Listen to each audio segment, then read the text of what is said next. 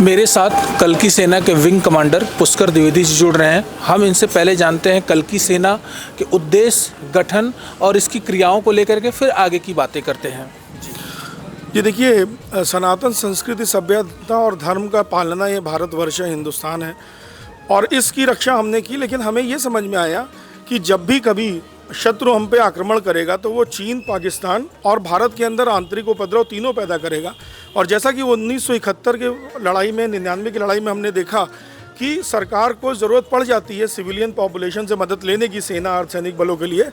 तो हमने कल की सेना इस लक्ष्य से शुरू की कि 2 साल के अंदर 5 लाख युद्धक वॉलेंटियर, जो लेवल 1, लेवल 2, लेवल 3, लेवल 4 के कमांडो लेवल के ट्रेंड होंगे, ये वॉलेंटियर हम सनातन समाज से पैदा करेंगे, जिससे कभी भी अगर शत्रु देश ये योजना करें तो हमारी सेनाओं के पास, हमारे पुलिस बल के पास ट्रेंड बल मौजूद हो और तुरंत ही त्वरित रूप से सभी भारतवासियों की जान माल की रक्षा करी जा सके। जब तक हमारे बॉर्डर शांत हैं तब तक ये हमारी फोर्स सनातन संस्कृति, सभ्यता, धर्म, मंदिर, मठ, गौ माता, पुजारी, सन्यासी, सामान्य सनातनी जन, बुजुर्ग, उनकी रक्षा, सुरक्षा करने का कार्य करती है। अपने युवाओं को आर्थिक रूप से मजबूत बना करके उनको नए नए रोजगार देती है।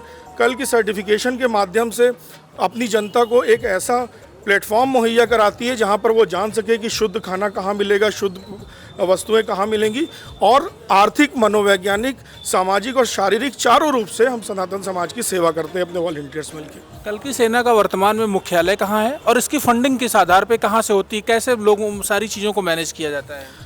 देखिए, कल की सेना का मुख्यालय अयोध्या जी में ही है।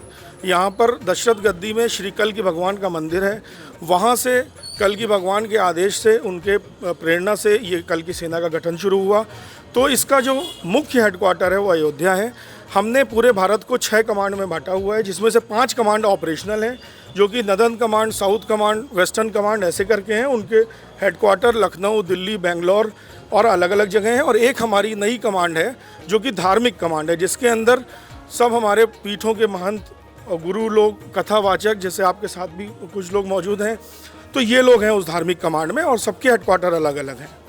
आज आप गौ प्रतिष्ठा आंदोलन में शामिल हो रहे हैं, इसमें किस प्रकार की आपकी भूमिका रहेगी और किस नज़रिए से आप देखते हैं? देखिए, नज़रिया तो बिल्कुल स्पष्ट है। जब तक भारत देश में गौवध बंद नहीं होगा, जब तक भारत देश में गौ माता का रक्त बहना बंद नहीं होगा, तब तक भारत देश का कोई नागरिक सुखी समृद्ध नहीं रह पाएगा, ना कोई सरकार चैन से रह पाएगी। हम पूर्णतः गौवध का विरोध करते हैं, और परम पूज्य शंकराचार्य जी के आह्वान पे जो ये गौ प्रतिष्ठा आंदोलन जो शुरू हुआ है, गौध्वज स्थापना भारत यात्रा है, हम पूरी तरह से उसके अनुगामी हैं और हम गौ रक्षा के लिए कृत संकल्पित हैं। हमारे डिस्ट्रिक्ट कमांडर, जोन कमांडर, हमारा सारा कॉम्पिटेंट कैडर इस बात के लिए पूरी तरह से कृत संकल्पित है कि एक बूंद रक्त भी गौ माता का बहने नहीं देंगे। तो इसलिए हम आज यहाँ पर आए हैं। मेरे साथ कल की सेना प्रमुख पुष्कर द्विवेदी जुड़े हुए थे, जो बड़े ही विस्तार से तिलक पत्रिका पर अपनी बातों को रखे। मैं देवेश पांडे, अयोध्या।